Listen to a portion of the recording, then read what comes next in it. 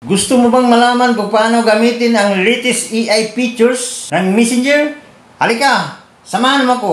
Huli ng cellphone at sundan mo itong mga gagawin ko.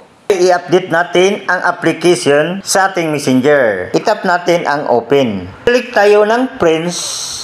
For example, kaibigan mo na yon ay nag-birthday ngayon. Mag-isip ka ngayon kung ano ang ipadala mo sa kanya para siya sumaya.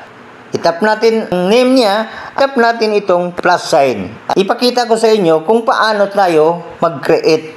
As imagine, birthday party held in the condo. Na-type na natin yan, i-tap natin dito ang arrow up. Mag-create na yon kung ano yung gusto nating image. So ngayon, ang ganda ng ginagawa ng AI. Diba, imagine natin na nag-birthday party sa loob ng kondo. O ngayon, pinapakita dito, napakalinaw, napaka-high-tech ang mga gamit, bagong features ng Messenger. AI features na gusto nating pasayahin ang ating kaibigan na nag-birthday siya.